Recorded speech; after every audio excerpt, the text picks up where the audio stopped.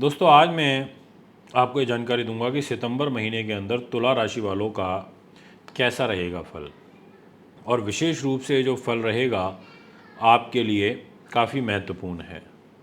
और इसलिए भी महत्वपूर्ण है क्योंकि इस महीने में तुला राशि के जो स्वामी ग्रह हैं वो खुद आपको अपना आशीर्वाद देंगे और शुक्र की चाल बदलेगी।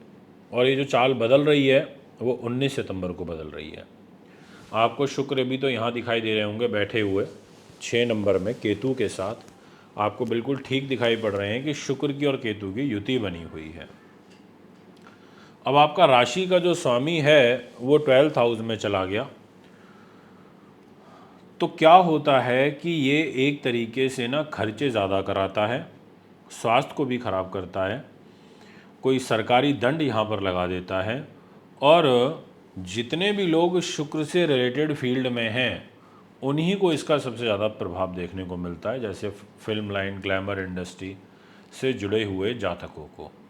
अब यहाँ मैं यही आपसे कहना चाहूँगा कि आप केवल और केवल 19 तारीख तक का जो समय है इसको निकाल लीजिए प्रेम के साथ में। उसके बाद तो कोई चिंता वाली बात ही नहीं है। उसके बाद तो जो आपके ग्रह हैं वो आपको काफ़ी सपोर्ट कर रहे हैं, क्योंकि इस क्योंकि को भी सुन लीजिए। यहाँ शुक्र आ जाएगा और एक मालव्य नाम का महापुरुष राजयोग बनेगा जो कि 1 साल बाद बनेगा। तुला राशि के अंदर बड़ा अच्छा होता है।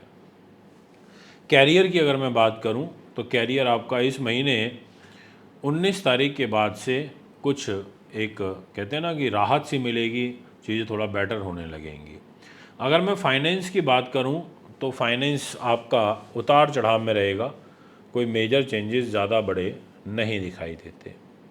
यदि बात करी जाए आपकी एजुकेशन की तो शनि के पास है, सामने से बुध ग्रह देख ही रहे हैं। ये देखिए यहाँ पर बुध यहाँ से देख रहे हैं, वैसे तो इधर दिखाई दे रहे होंगे, बट बुध 4 सितंबर से लेकर के और 22 सितंबर तक इधर रहेंगे लाभ स्थान में। तो शनि बुध की दृष्टि है तो एजुकेशन ठीक रहेगी। और विशेष रूप से 15 से लेकर और 22 तारीख के बीच में आपको कोई अकस्मात धन लाभ, बुद्धि, नीति, शास्त्र, विद्वानता, इसके अलावा संतान सुख, संतान से लाभ, ऐसी परिस्थितियां बनती हुई नज़र आ रही हैं।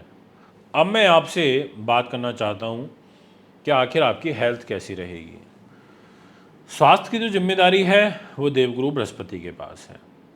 गुरु महाराज छठे भाव के स्वामी होकर के अष्टम भाव में बैठे हैं। गुरु ने कहा कि मैं अष्टम भाव में बैठा हूँ। अब गुरु का अष्टम में बैठना ये अच्छा नहीं होता। गुरु अगर छठे भाव का स्वामी होकर के अष्टम भाव में बैठेगा तो ये यहाँ पर आपको तकलीफ़, बाधा, कष्ट, तनाव, ऐसी सिचुएशन को क्रिएट करेगा। इसलिए भी आपको ध्यान रखना पड़ेगा कि आपका जो रोगेश है वो अष्टम भाव में चला गया है। इसके अलावा आपका राहु भी बैठा हुआ है छठे भाव में, तो गुप्त शत्रुओं का भय आपके ऊपर हावी हो सकता है। दाम्पत्य जीवन, मैरिज लाइफ आ जाती है मंगल के पास, भाग्य के घर में बैठा हुआ है। जीवन साथी के माध्यम से भाग्य तो उदय होगा, बट स्थिति अच्छी नहीं नज़र आ रही है। कारण ये है कि ये बैठे शनि महाराज, ये बैठे मंगल ग्रह। शनि मंगल का नवपंचम है। शनि की यहाँ 11 नंबर में बैठ कर के तीसरी दृष्टि मेष राशि पर आ रही है और मेष राशि का जो स्वामी मंगल है उसके साथ शनि का नव योग बन गया। तो यहाँ पर दिक्कत आएगी, कष्ट होगा। और दिनांक 19 तारीख तक यानी कि 18 की रात तक एक पार्श्विक दोष भी बना हुआ है जन्म पत्रिका में आपकी राशि के अनुसार। इसलिए तुला राशि वालों को इस पार्श्विक दोष का भी विशेष रूप से ध्यान रखना पड़ेगा और ध्यान से चलना होगा। एक बात और कहना चाहता हूँ कि आप शीघ्र कोई डिसीजन मत लीजिएगा 23 तारीख के बाद सितंबर महीने में और महीने के एंड तक, क्योंकि जल्दबाजी में जो भी आप डिसीजन करोगे वो आपको बड़े हानि पहुंचा सकते हैं। ऐसा ग्रह योग दिखाई पड़ता है। दोस्तों ये है आपका भविष्य फल। अब एक चीज़ और, बहुत से लोगों के मन में होगा कि क्या कुछ नया खरीदना चाहिए।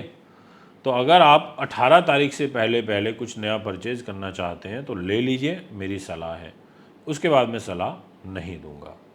दोस्तों कुंडली बनवाने दिखाने के लिए संपर्क कर सकते हैं। इजाज़त चाहूँगा। नमस्कार, धन्यवाद।